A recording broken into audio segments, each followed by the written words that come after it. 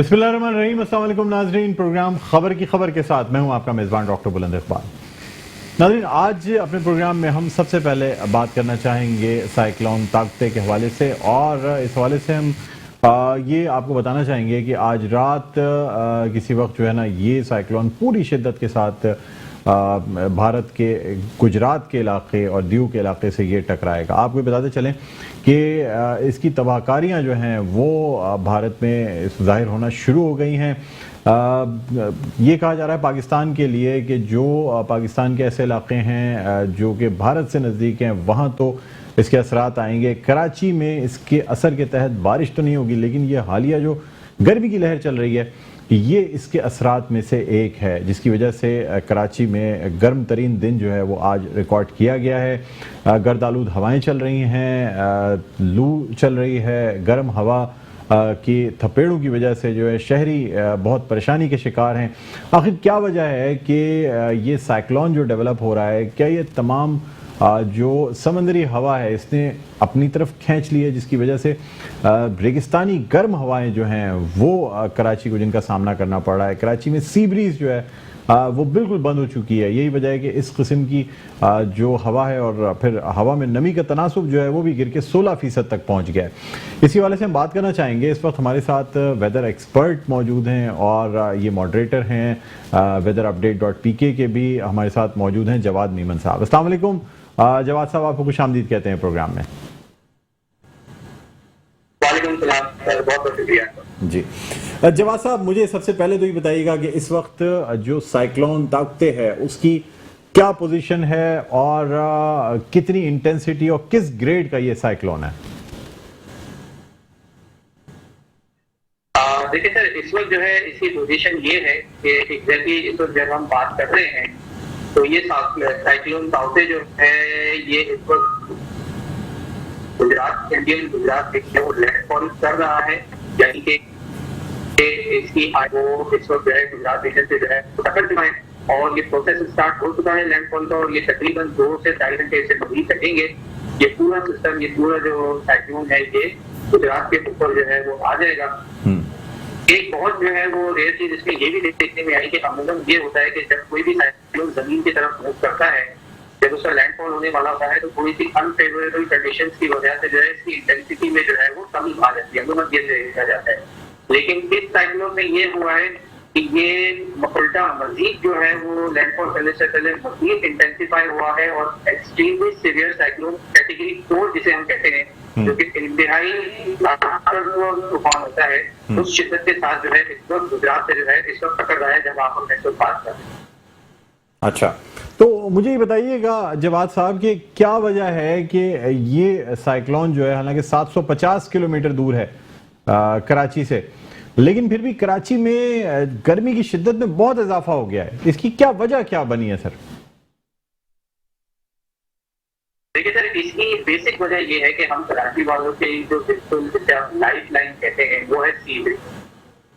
Sea breeze चलती है तो हम लोग सुकून में रहते हैं। हम लोग अमूमन जो है जो ये इलाकों में रहते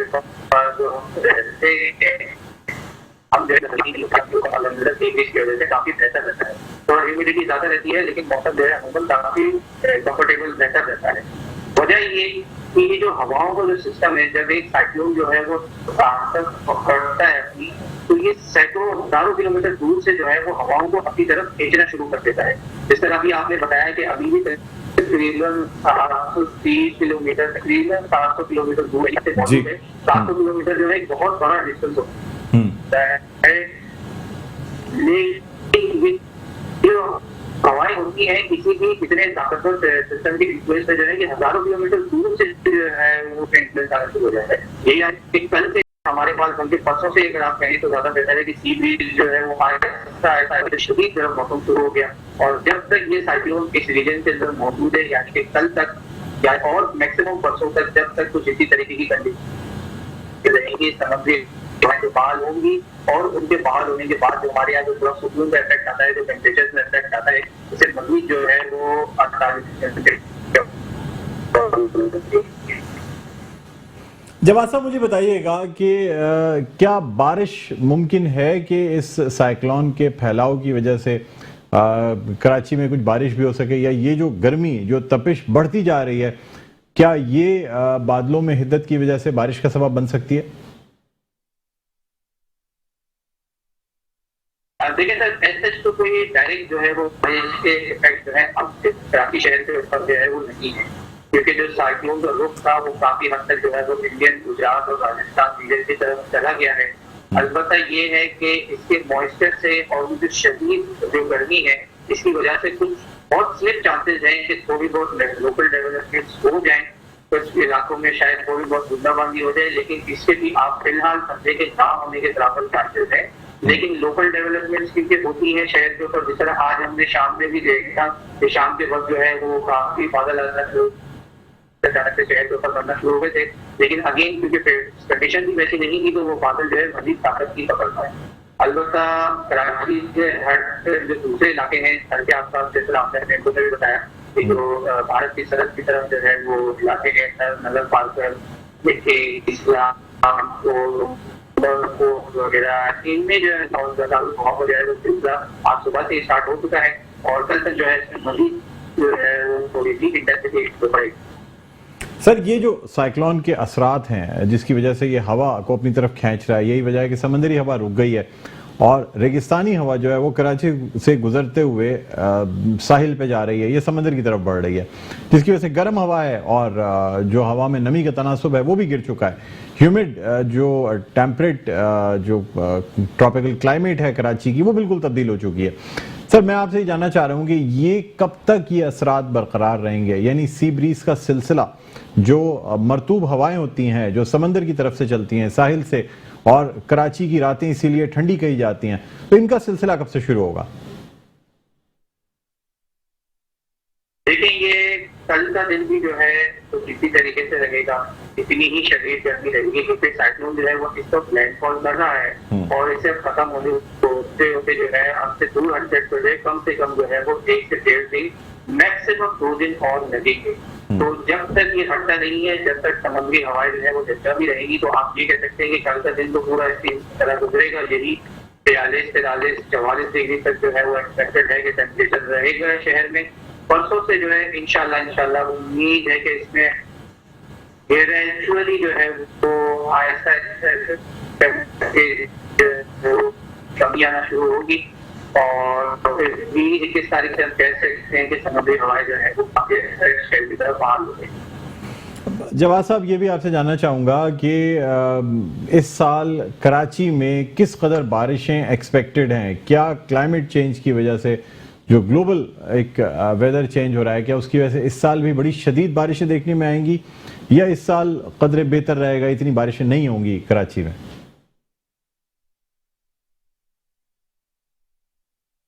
देखिए सर, अब तक के जितने भी अर्ली एनालिसिस हैं उसमें मॉनसून जो है स्पेशली कराची और पाकिस्तान की जो साहिली पट्टी है, जो सदर्न पाकिस्तान है हमारा, उसमें काफी हद तक जो है वो बेहतर नजर रहा है। आप कह सकते हैं कि normal to slightly above normal आप इसमें जो है फिलहाल एक्सपेक्टेशन इसी तरीके से की जा रही है कि 95% से लेके 115% तक जो है वो हमारा मॉनसून की जगह साउदर्न पाकिस्तान के लिए रह सकता है। तो आप कह सकते हैं कि काफी हद तक जो है वो बिल्कुल नॉर्मल सीजन रहेगा। जिस तरीके से बारिश होती है आप इसमें ये हो सकता है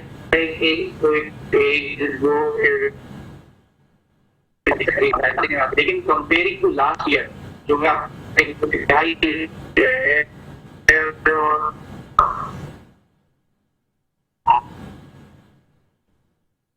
जी जवाद साहब, सीजन जो हमारा चला गया था उस पूरे पाकिस्तान काफी बेहतर से रहा। जी अच्छा, जवाद साहब मुझे बताइएगा कि ये जो गर्मी का कितना दारोमदार होता है बारिशों पे, यानी जब ज़्यादा गर्मी पड़ती है तो क्या एक्सपेक्ट किया जाता है कि इस साल बारिशें भी ज़्यादा होंगी, या आप समझते हैं कि इस साल जो है ना वो नॉर्मल बारिशें होंगी या नॉर्मल से कम होंगी मॉनसून रीजन में? की का जो है वो मानसून गर्मी का जो है वो काफी हद तक जो है इसमें हाथ होता है। इसकी वजह ये कि ये जो शरीर है हमारे स्पेशली सिंध का जो एडजॉइनिंग रीजन है, राजस्थान का जो हमारा रीजन है इंडिया का, वहाँ होता ये है कि मानसून सीजन इससे पहले ये जो शदीद गर्मी पड़ती है इसके ज़ेरे असर लो बन जाता है। अच्छा, पैटर्न होता है जिसे हम सीजन लो कहते हैं। ये सीजन लो जो है हमारी तरफ जो पाकिस्तान और इन एरिया की तरफ जो है वो मानसून करंट्स को लाने में जो है वो बहुत ज्यादा जो है हेल्प आउट करता है। तो गर्मी जितनी ज्यादा शिद्दत से पड़ती है ये सीजन लो जो है वो उतना ज्यादा स्ट्रॉन्ग होता है और ये बेसिकली डायनेमिक होता है, तो स्टैटिक जगह पे नहीं रहता है। ये ओवरऑल पूरे सीजन में जो है कभी सिंध के ऊपर आपको मिलेगा, तो कभी जो है ये बलूचिस्तान की तरफ थोड़ा सा फिसक जाता है, तो कभी जो है ये राजस्थान और गुजरात रीजन के आसपास जो है वो ट्रैवल कर रहा होता है। लेकिन ये सीजन जो होता है जो साउथ वेस्ट मानसून को जो है वो यानी कि ये जो वेस्टर्न साइड है जहाँ पर हम पाए जाते हैं, क्योंकि बे ऑफ बंगाल शुरू होता है, अंडमान सी से मानसून शुरू होता है और फिर आहिस्ता आहिस्ता फैलता फैलता इंडिया से फैलता ये हमारे रीजन है। ओके, 60% हो जाता है। उसके बाद जो है वो नॉर्मल मानसून तो गर्मी की जो आपने बात करते ही सीजन लो बनाने के लिए तो ज्यादा है। जी ठीक है जवाब साहब, हमारे साथ रहिएगा। यहाँ हम एक नाज़रीन छोटा सा वक्फा लेना चाहेंगे, वक्फे के बाद दोबारा आपकी खिदमत में हाजिर होते हैं। कहीं ना जाइएगा, देखते रहिए खबर की खबर। जी नाज़रीन, वेलकम बैक। एक बार फिर आपको खुशामदीद कहते हैं प्रोग्राम में खबर की खबर। मैं हूँ आपका मेज़बान डॉक्टर बुलंद इकबाल। नाज़रीन, हम मज़ीद कुछ बात करना चाहेंगे साइक्लोन के हवाले से। जवाद मेमन साहब वेदर एक्सपर्ट हमारे साथ मौजूद हैं। जवाद साहब मुझे बताइएगा कि अब कराची में जिस तरह की हीट वेव का सामना है तो बेहतरी कैसे आ सकती है सर, या ये कि अगर हमारे शहर में ग्रीनरी होती, थोड़े से दरख्त ज्यादा होते तो क्या इस कदर हीट वेव देखने में नहीं आती? बिल्कुल आपकी बात से मैं इत्तेफाक करूंगा ये कि अगर हमारे पास दरख्त होते और जिस तरह अमूमन दूसरे बड़े मेट्रोपॉलिटन शहर में होते हैं तो आप यकीन करेंगे शायद ही आसमान जो है वो 39-40 से शायद ऊपर चला जाता, क्योंकि यही ग्रीनरी है। आप सोशल मीडिया पे देख रहे हैं, इंटरनेट पे देख रहे हैं, बहुत सारे लोगों ने आज भी जो है वो तस्वीरें वगैरह शेयर की हैं कि खुले आसमान के नीचे धूप में जो है वो हमारा जो है 40, 41, 42 को छू रहा है और वही जहाँ वो जाके शेड के अंदर खड़े हो जाते हैं तो वो 36-37 डिग्री जो है वो दरख्त के नीचे जो है वो चल रहा है।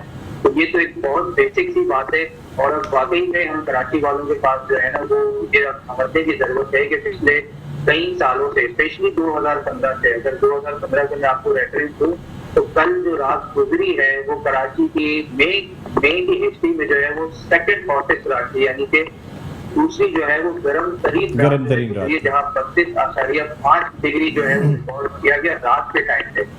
इस वक्त जब मैं और आप बात कर रहे हैं तो इस वक्त जो है रात के 11, साढ़े 11 बजे हैं और 37 से 38 डिग्री जो है रात के टाइम पे टेम्परेचर चल रहा है। ये गर्मियों जब सब गर्म दिन होता है ना तो हमारे यहाँ ये दिन के टाइम में टेम्परेचर होता है और ये अभी रात के टाइम पे टेम्परेचर है जो है वो। अच्छा सर, मुझे ये बताइएगा जवाद साहब कि आर्टिफिशियल रेंज जैसे दुबई में कराई जाती हैं, क्या मुमकिन है कि हम कराची में भी जब गर्मी हो तो ये आर्टिफिशियल रेंज करा सकें? देखिए, आर्टिफिशियल रेंज जो है वो बहुत सारे जो है पैरामीटर्स चाहिए होते हैं। आपको बहुत सारे जो है वो बेटर कंडीशंस चाहिए होती हैं, बहुत सारी सूटेबल कंडीशंस चाहिए होती हैं। आर्टिफिशियल रेंज जो है वो कराना तो बहुत ज्यादा जो है वो मुश्किल बात भी नहीं है, लेकिन बात सारी ये है कि एक तो बहुत सारी चीजें फंडिंग वगैरह भी जो है वो आप यूज कर लेंगे, ये सारी चीजें भी देखनी पड़ती है। दूसरी बात ये कि जब इस तरीके के एक्सट्रीम इवेंट्स जो है वो आपके अतराफ में हो रहे हो तो वो जो है वो फेवरेबल नहीं रहते कुछ इस तरीके के इवेंट्स के लिए। और आर्टिफिशियल रेन कराना जो है वो पॉसिबल बिल्कुल है, लेकिन हमारे यहाँ पे जो क्लाइमेट है वो भी उससे सूट करना चाहिए। इस तरह दुबई वगैरह था, सऊदी अरब वगैरह था, आपने जो रेफरेंस किया, वहाँ पे अमूमन होता ये है कि वहाँ पे जब कोई अच्छा वेस्टर्न डिस्टर्बेंस जो है वो सर्दियों के मौसम में या ये जो अर्ली समर जो स्टार्ट होते हैं, जिस तरह हमारा जनवरी फरवरी मार्च का जो सीजन होता है, जब ये ताकतवर वेदर सिस्टम वहां से गुजर रहे होते हैं, तो उस दौरान जो है वो लोग आर्टिफिशियल क्लाउड सीडिंग वगैरह करते हैं, आर्टिफिशियल रेन के जो है वो अटेम्प्ट करते हैं, तो वहां पर जो है वो काफी जो है फायदेमंद होता है। ठीक, बहुत शुक्रिया जवाद मेमन साहब, आपने हमारे प्रोग्राम के वक्त निकाला। नाजरीन, वेदर एनालिस्ट जवाद मेमन जो कि weatherupdate.pk के जो है वो एडमिन भी हैं, वो हमारे साथ मौजूद थे और उम्मीद करते हैं कि अब कराची से ये जो गर्मी की लहर है इसका खात्मा हो सके। Thank you. नाज़रीन, अब हम कुछ बात करना चाहेंगे मज़ीद प्रोग्राम में कोरोना के हवाले से, ख़ास तौर पे ये जो लॉकडाउन रहा, इसके बाद अब ईद की छुट्टियों के बाद इस लॉकडाउन में नरमी की जा रही है। सरकारी दफातर के जो औकात कार हैं उनमें भी अब इजाफा कर दिया गया है, मामूल के मुताबिक उनको कर दिया गया है। जो दफातर में हाज़री की शरह को 20% तक रिस्ट्रिक्ट कर दिया गया था, अब उसको भी बढ़ा के 50% तक कर दिया गया। दूसरी जानब आज जो इजलास हुआ है कोरोना के हवाले से, उसमें यह भी कहा गया है कि शरह मुसलसल बढ़ रही है और अगर ये मज़ीद बढ़ती गई तो फिर हमें यानी वज़ीर आला सिंध का ये कहना था कि सख्त इक़दामात लेने पर वो मजबूर हो जाएंगे। इसी वजह से हम बात करना चाहेंगे। इस वक्त हमारे साथ ऑनलाइन मौजूद हैं सेक्रेटरी जनरल हैं पाकिस्तान मेडिकल एसोसिएशन के जनाब डॉक्टर कैसर सज्जाद। अस्सलाम वालेकुम सर, खुश आमदीद कहते हैं प्रोग्राम में। शुक्रिया। आवाज कम आ रही है आपकी, जरा जोर से बात कीजिएगा, मुझे आवाज कम आ रही है। जी जी जी, डॉक्टर कैसर सज्जाद साहब, आपसे ये जानना चाहेंगे सर कि कोरोना की इस वक्त अगर मैं आपसे ये पूछूं कि क्या सिचुएशन है, यानी आप क्या समझते हैं इस वक्त कोरोना का फैलाव किस हद तक है, तो सर क्या कहना होगा आपका? बिस्मिल्लाहिर्रहमानिर्रहीम, बहुत शुक्रिया बुलंद आपका। मैं समझता हूँ कि इस दफा पिछले साल के बनिस्बत जो रमजान के बाद ईद आई थी, बहुत हॉरिबल वो ईद थी और काफी परेशानी थी लोगों के लिए। मैं समझता हूँ उसके कंपैरिजन में इस दफा काफी बेहतर इक़दामात एनसीओसी ने किया और तमाम प्रोविंस के लोगों ने, हुकूमतों ने किया, जिसका नतीजा ये भी हुआ है कि नंबर ऑफ केसेस कम हुए हैं। लेकिन इसके बावजूद कुछ ऐसा हुआ कि जब चांद का ऐलान हुआ तो उसके फौरन बाद 11:30 बजे चांद का ऐलान हुआ, उसके फौरन बाद जो है वो ईद की नमाज तक जो है वो शॉपिंग होती रही है, बेदरेर शॉपिंग हुई है। और उसके बाद देखा ये गया है कि ईद की नमाज के बाद भी लोग गले भी मिले, सब कुछ किया।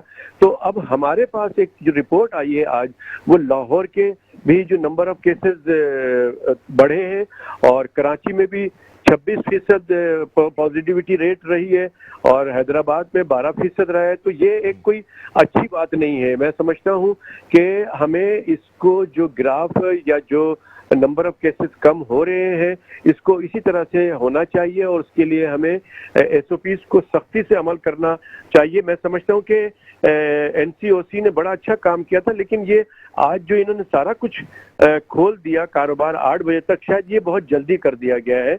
अगर इसमें 2-3 दिन और अगर इसको एक्सटेंड करते तो शायद बेहतरी आती, लेकिन अगर खोल दिया गया है तो कम से कम सख्ती से एसओपीज पे अमल दरामद कराएं ताकि हम इससे बचे रहें। एक बात ये जरूर है कि मैं समझता हूँ कि बार बार हम ये पहले दिन से कह रहे हैं कि एनसीओसी और हुकूमत जो है वो तमाम प्रोविंस को ऑन बोर्ड लेकर उनसे मुशावरत करके, क्योंकि ये प्रोविंस का एक इशू है, हर प्रोविंस में अलग अलग प्रॉब्लम हो रही है, तो मैं समझता हूँ कि उनसे मुशावरत से ही फैसला किया जाए तो बेहतर होगा।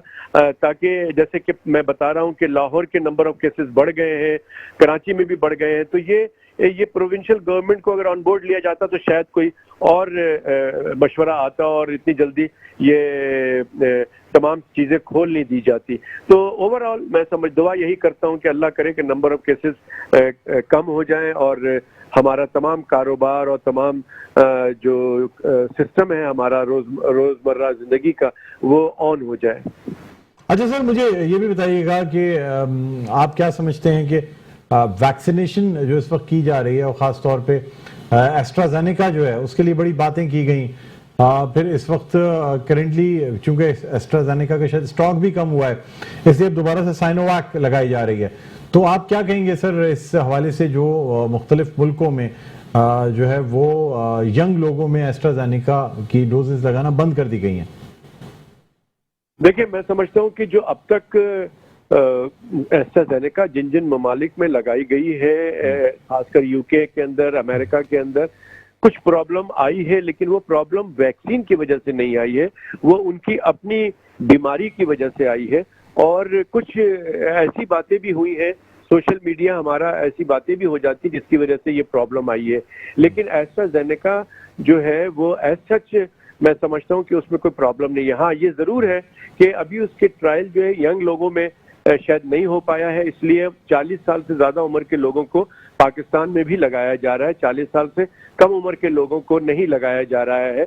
और साइनोवैक जो है वो चाइनीज वैक्सीन है और वो उसमें लगाने में तो बिल्कुल भी कोई हर्ज नहीं है। वो जस्ट लाइक साइनोफॉर्म है, जो कि साइनोफॉर्म अभी कुछ अर्से पहले लगाया जा रहा था, लेकिन चूंकि एक उसकी स्टॉक जो है वो खत्म हो गई है, अभी दूसरी उसकी स्टॉक आई नहीं है, उसकी खेप आ जाएगी, कुछ वैक्सीन आ जाएंगे तो साइनोफॉर्म दोबारा लगना शुरू हो जाएगा।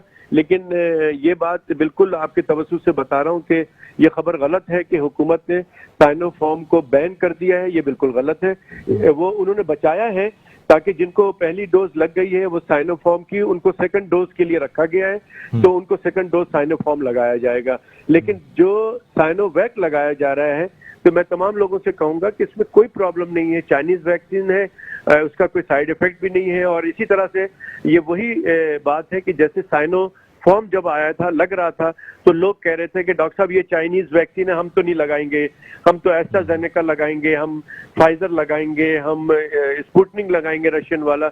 लेकिन जब ये पता लगा कि साइनोफॉर्म, और मैं बार बार ये लोगों से कहता था कि साइनोफॉर्म चाइनीज वैक्सीन है, अब तक जितनी जगह पे लगा है इसका कोई साइड इफेक्ट नहीं है, सबसे अच्छी बात है, और प्रोटेक्शन भी कर रहा है ये कोरोना के वायरस के अगेंस्ट। तो मैं यही समझता था कि साइनोफॉर्म बहुत अच्छी है। और फिर अब 4 दिन पहले WHO ने भी उसको एक्सेप्ट किया कि it's a very good vaccine, और उन्होंने उसको इमरजेंसी वैक्सीन डिक्लेयर किया है। तो मैं समझता हूं कि साइनोवैक भी इसी तरह का एक वैक्सीन साबित होगा आगे चल के। तो लोगों को चाहिए कि साइनोवैक जरूर लगाएं, और एस्ट्राजेनेका भी जो 40 साल से ज्यादा उम्र के लोग हैं उनको जरूर लगाना चाहिए।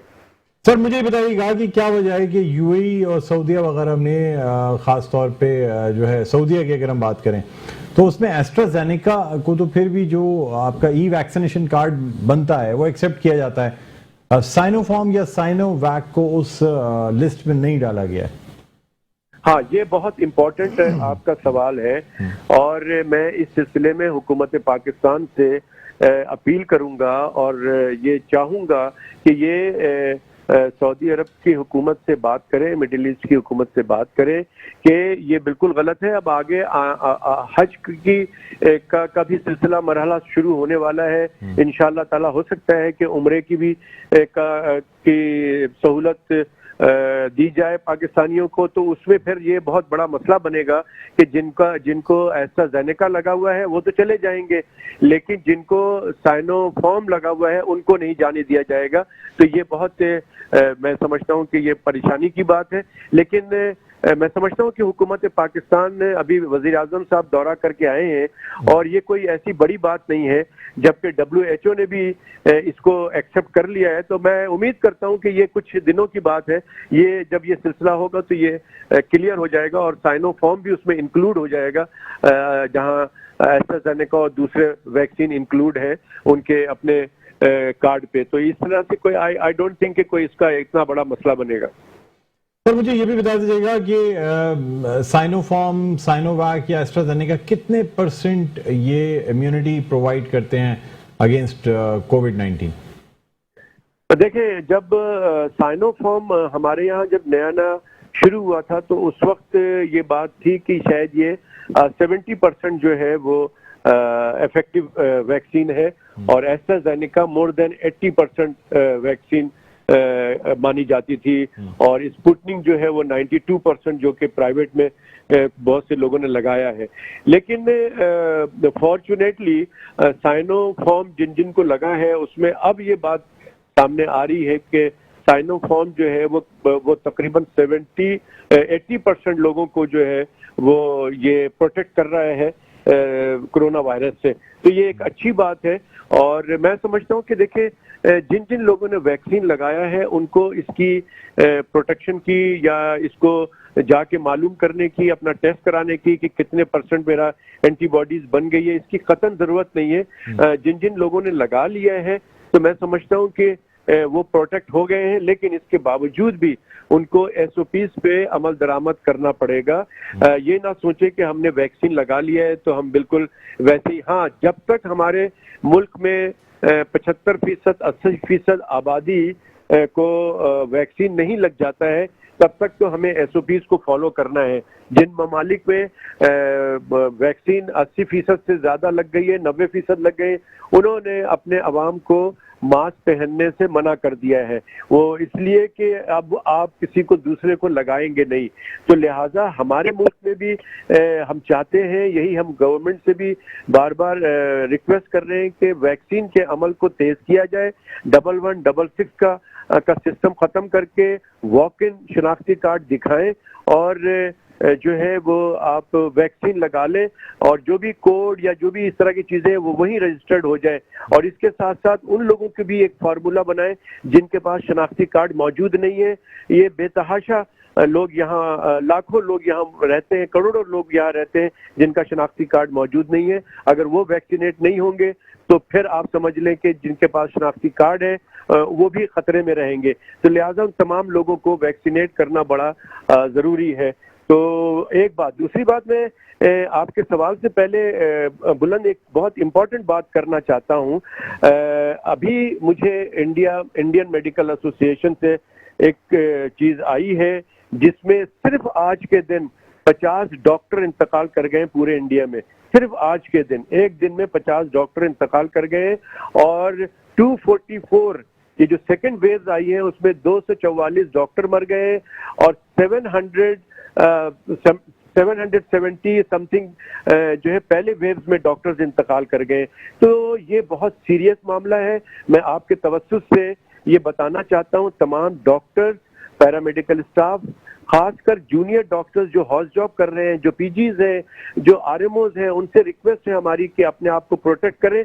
अगर इंडियन वायरस हमारे यहाँ आ गया, जो कि अभी तक कंफर्म नहीं है, लेकिन मैं समझता हूँ कि जिस तरह से लोग आना जाना कर रहे हैं और उस तरह से मुझे खतरा है कि खुदा ना खास्ता इंडियन वायरस यहाँ या इंडियन वेरिएंट यहाँ मौजूद है और वो सिर्फ घंटों में इंतकाल कर रहे हैं लोग। वहां पर जो सबसे कम उम्र डॉक्टर जिसका नाम अनस मुजाहिद था, वो 25 साल की उसकी उम्र थी, वो दिल्ली के एक सरकारी अस्पताल में काम करता था, उसको कुछ घंटों में उसका इंतकाल हो गया है। इसी तरह से जो सबसे ज्यादा उम्र के 90 बरस के जो डॉक्टर थे, वो ENT के प्रोफेसर, रिटायर्ड प्रोफेसर थे, उनका इंतकाल हो गया है। तो मैं इस तरह से बेतहाशा लोग हैं, ज्यादातर लोग 50 साल से ज्यादा उम्र के डॉक्टर इंतकाल कर गए और कुछ ऐसे डॉक्टर जिनकी उम्र 45 साल से कम है। तो ये इंडिया की सूरत हाल है। मैं समझता हूँ कि अल्लाह ना करे हमारी पोजीशन ऐसी हो गी तो खुदा ना खास्ता हमारा तो हेल्थ का निज़ाम बहुत ख़राब है। लिहाजा हम तमाम लोगों से जो कि आपके तवज्जुह से आपका प्रोग्राम देख रहे हैं उनसे रिक्वेस्ट करते हैं कि SOPs को सख्ती से अमल करें और उसमें अमल करते हुए आप अपना कारोबार भी कर सकते हैं, आप अपना रोजमर्रा की चीजें भी कर सकते हैं। लेकिन अगर आप ऐसा नहीं करेंगे तो खुदा ना खास्ता हमारे ऊपर तलवार लटकती रहेगी। और खासकर मैं हाथ जोड़ के तमाम डॉक्टरों से, क्योंकि डॉक्टर सबसे ज्यादा केयरलेस होते हैं, केयर नहीं करते हैं। अब तक हमारे यहाँ 203 डॉक्टर इंतकाल कर चुके हैं। लिहाजा मैं तमाम डॉक्टरों से, पैरामेडिकल स्टाफ से हाथ जोड़ के ये रिक्वेस्ट करता हूँ कि अपना ख्याल करें, अपने आप को प्रोटेक्ट करें। जान है तो जहान है, prevention is better than cure, ये PMA का नारा भी है। तो इस पे अमल करें और अपनी जान की हिफाजत करें और मरीज को भी जरूर देखें। जी सर, एक लास्ट आपसे मैं शॉर्ट आंसर चाहूंगा। बिल्कुल हमारे प्रोग्राम का वक्त इख्तिताम के करीब है। ये गर्मी जो पड़ रही है इसमें लोगों को हीट स्ट्रोक हो सकता है, इसमें क्या तदाबीर कर ली जाए सर? शॉर्ट बताइए। हाँ, ये भी एक बहुत इंपॉर्टेंट बात है और इसमें सीधी बात ये है कि देखें, अननेसेसरीली बाहर ना निकलें। बहुत शदीद गर्मी है, आपको डिहाइड्रेशन हो सकता है, आपको हीट स्ट्रोक हो सकता है, ये गर्मी आपके दिमाग पे जा सकती है जिससे आपको आपके कुछ जानी नुकसान हो सकता है। लिहाजा आप कोशिश करें कि घर पे रहें, और अगर बाहर निकलना भी है तो अपना गीला कोई चादर या कोई तौलिया सर पे रख लें या कैप पहन के आप जाएं, अपना काम करें और वापस आ जाएं। और इस दौरान कोशिश करें कि पानी का इस्तेमाल ज्यादा से ज्यादा करें, और हो सके तो घर से आप नमक पानी और थोड़ा सा चीनी मिलाकर ले जाएं, उसका इस्तेमाल करें, जिसको शिकंजवी कहते हैं, नींबू डाल लें उसमें। तो इस तरह का इस्तेमाल करें और अपना काम करके फौरी तौर पे घर आ जाए। कोशिश करें कि जहां आप जा रहे हैं वहां पे साए में रह के अपना काम करें।